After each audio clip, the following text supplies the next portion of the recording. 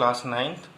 अपना टॉपिक है वास्तविक संख्याएं और दशमलव प्रसार, यानी दशमलव संख्याओं का प्रसार किस प्रकार है।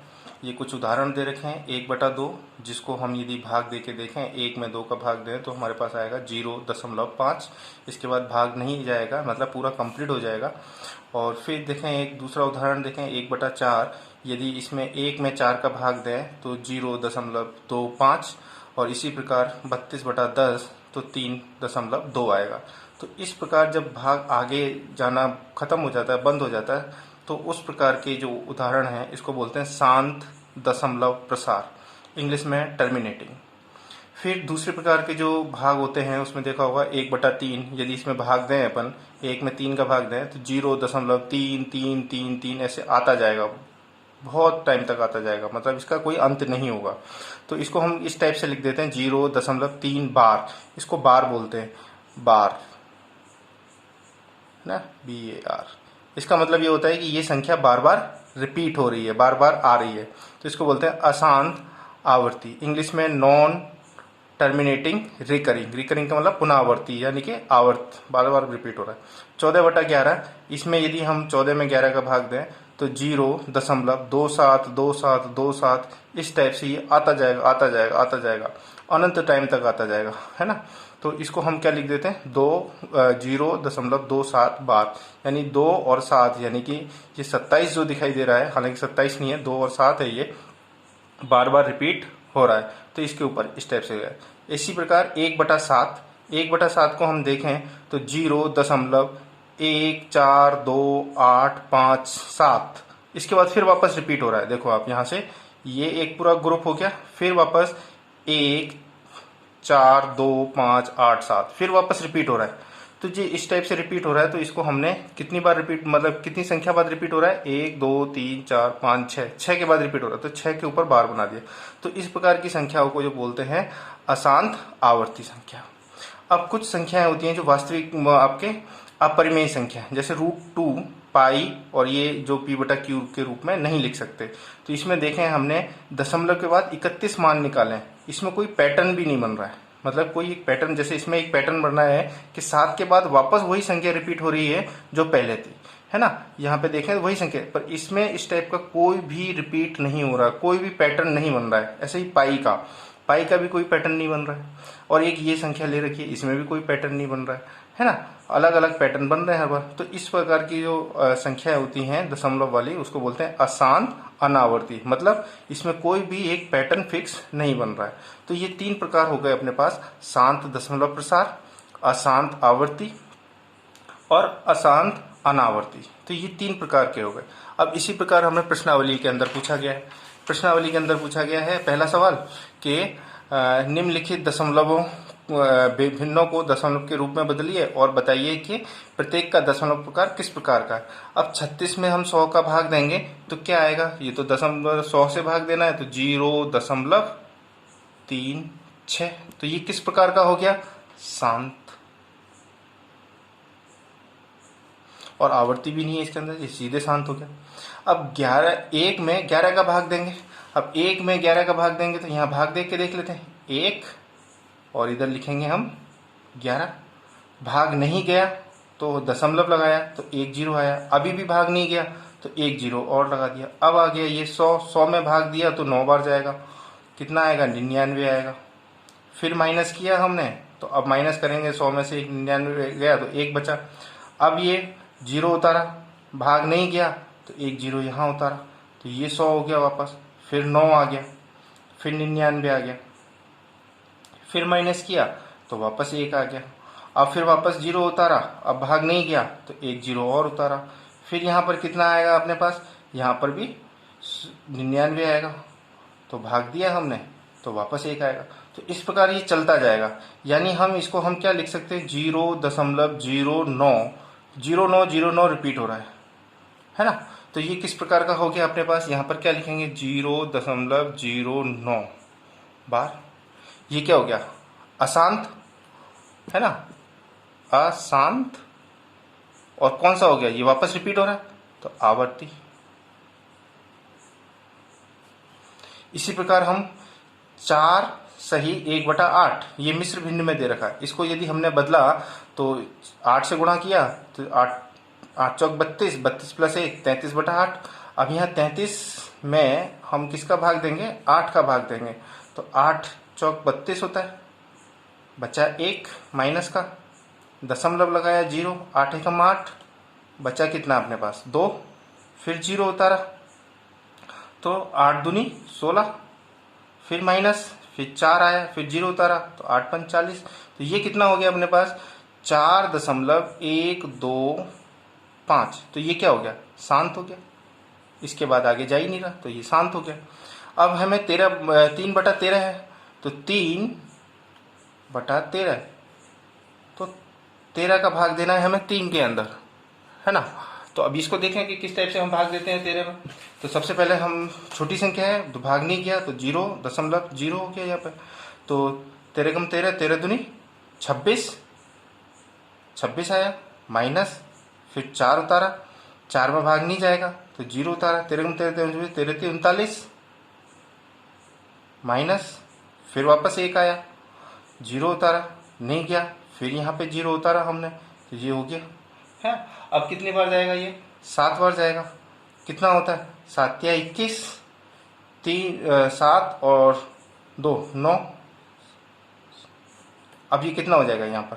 यहाँ पे 9 आ जाएगा। 9 आ जाएगा तो फिर कितना हो जाएगा? 90 उतारा जाएगा। फिर वापस देखा तो कितनी बार जाएगा ये? 6 बार जाएगा, क्योंकि 6 तरी 18 और 6 और 1 7, फिर माइनस किया, फिर हमने कितना आया अपने पास यहाँ पर आया 8 में से 2 और 8 में से 7 गया तो 1, फिर 120 हो गया। फिर वापस हमने देखा तो कितना आएगा यहाँ पर? 6 के बाद 9 बार जाएगा ये। 9 बार कितना होता है अपने पास? 117, माइनस, फिर ये आगे चलता जाएगा, यहाँ 3 आएगा, फिर वापस कितना आया? 0 उतारा, तो ये वापस यहाँ से देखो, फिर वापस ये 30 हो गया, वापस रिपीट होता जा रहा है। यानी कि इसके ऊपर क्या आ जाएगा? अब ये 12 आ जाएगा। तो ये इसका मतलब क्या हो गया? ये कितनी हो गया? 0.23076923। इसके बाद ये वापस रिपीट हो रहा है। इसके बाद ये क्या हो रहा है? रिपीट हो रहा है 9 के बाद, है ना। तो ये इस प्रकार की संख्या को क्या बोलेंगे? अशांत, अशांत और आवर्ती, पुनरावर्ती हो रहा है तो आवर्ती हो गया। तो इस प्रकार आपको ये भाग देके देखना है और उसको मैच करना है कि इन तीनों में से वो कौन से प्रकार का है, कौन से प्रकार का है। इस प्रकार का तो खैर आएगा नहीं आपके पास भाग, क्योंकि भाग तो दे नहीं सकते इस प्रकार के में हम, है ना। तो इस प्रकार का, तो ये आपको ई और एफ ये आपको होमवर्क में करना है। अब इस प्रकार हम आगे आ जाता है दूसरा सवाल है, आप जानते हैं कि 1/7 बराबर 0.14287 है। तो वास्तव में लंबा भाग मतलब इस टाइप का जो भाग दे रखा है वो वाला बिना किए क्या आप इनके मान बता सकते हैं? तो हमने कहा हाँ बता सकते हैं, क्योंकि 2/7 को क्या लिख सकते हैं? 1/7 प्लस 1/7। इसको क्या लिख देंगे? 2 इंटू 1/7। अब 2 से गुणा करके देख लो इसको, तो 2 से गुणा करके देखेंगे तो कितना आएगा अपने पास? यहाँ पे देखो 0.7 दूनी 14 होता है, 4 आया, फिर 5 दूनी 10 और 1 11, फिर आएगा अपने पास 7, फिर आएगा अपने पास 5, फिर आएगा 4 दूनी 8, देखें अपने पास, फिर 2 इसके ऊपर। तो ये 3/7 है, तो 1/7 प्लस 1/7 प्लस 1/7, यानी 3 इंटू 1/7 भी कर सकते हैं। तो इसको भी हम गुणा करके लिख देंगे। यहाँ पे हम इसको इस टाइप से भी लिख सकते हैं 0.1142857 प्लस वापस इसी को हम करके देखें 1422857। अब जोड़ेंगे तो ये भी आएगा। तो यहाँ पे भी हम इसको 3 बार लिख के जोड़ सकते हैं। तो अब यहाँ पर कितना आएगा वो हम देख लेते हैं। 0.4857 और 1, इसके ऊपर भी 12 आ जाएगा। तो बाकी के आपको ये सवाल करके देखने हैं। अब सबसे इम्पोर्टेंट आता है सवाल नंबर 3। सवाल नंबर 3 में निम्नलिखित को P/Q के रूप में व्यक्त कीजिए, जहां P और Q पूर्णांक हैं और Q जो है 0 के बराबर नहीं है, यानी कि इसको हमें परिमेय संख्या के अंदर बदलना है। सबसे पहले देखना है कि यहाँ पर कौन सी संख्या दे रखी है और उसके ऊपर बार है कि नहीं है। तो इसके ऊपर बार है, इसके ऊपर एक ही संख्या के ऊपर बार है, यानी इसको हम सबसे पहले x मानेंगे। तो माना कि x बराबर 0.6 बार, ये होगी समीकरण नंबर 1। इसी को हम दोबारा लिख देते हैं, x इक्वल टू 0 यानी 6 का रिपीटेशन हो रहा है, तो 6 और इसके ऊपर बार लगा दिया। इसको निकाल देते हैं समीकरण नंबर 2। अब लिखते हैं दोनों तरफ 10 से गुणा करने पर।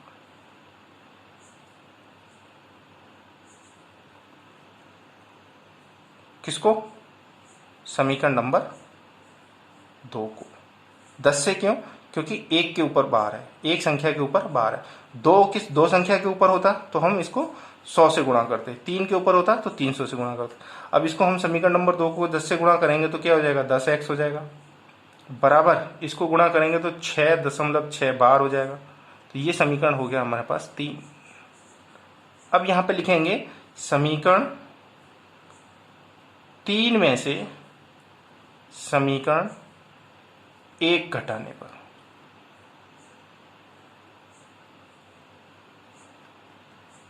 तो 3 क्या है अपने पास? 10x इक्वल टू 6.6 बार, और 1 क्या है? 1 इक्वल टू 0.6 बार।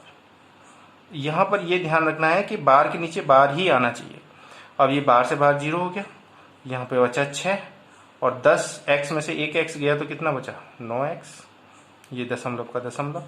अब यहां पर हम देखें तो 9x बराबर 6.0, x बराबर कितना हो गया? 6/9, और इसको हमने सरल किया और किया तो 3 से काट दिया, 3 दूनी 6 और 3 त्रिका 9, ये इसका हो गया उत्तर। इस प्रकार हम इन सवालों को हल करते हैं। आगे देखेंगे हम। अब दूसरा पार्ट देखते हैं जल्दी से। ये है 0.47। इसमें 7 के ऊपर बार है, यानी एक संख्या के ऊपर बार है। तो सबसे पहले करेंगे, माना कि x बराबर क्या हो गया? 0.47 बार। इसको हमने समीकरण नंबर 1 दे दिया। अब इसको दोबारा लिखेंगे हम वापस, 0.477 बार, समीकरण नंबर 2। अब लिखेंगे दोनों तरफ 10 से गुणा करने पर। तो कितना हो जाएगा? 10x बराबर 4.77 बार, समीकरण नंबर क्या हो गया? 3। तो समीकरण 3 में से समीकरण 1 घटाने पर तो क्या हो जाएगा अपने पास? 10x बराबर 4.77 बार, और x बराबर 0.47 बार। माइनस किया तो इधर तो 9x आ जाएगा, बराबर 7 बार के अंदर 7 बार से जाएगा तो 0, और 7 में से 4 गया तो कितना बचा? 3, फिर 4 का 4। अब तो x बराबर कितना हो गया?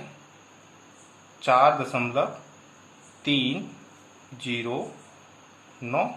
अब ये दशमलव में हमें परिमेय संख्या के अंदर लिखना है, दशमलव हटाएंगे हम तो कितना हो जाएगा? 430/900, क्योंकि दशमलव के पीछे 2 संख्या है तो 2 जीरो आ जाएंगे। 1 जीरो से 1 जीरो काट दिया तो 43/90 इज आंसर। इसी प्रकार आपको ये होमवर्क में करना है। इसमें 3 के ऊपर बार है तो हम 1000 से गुणा करेंगे। बाकी का सारा प्रोसेस इसी प्रकार का होगा। बाकी के प्रश्न अगले भाग में देखेंगे।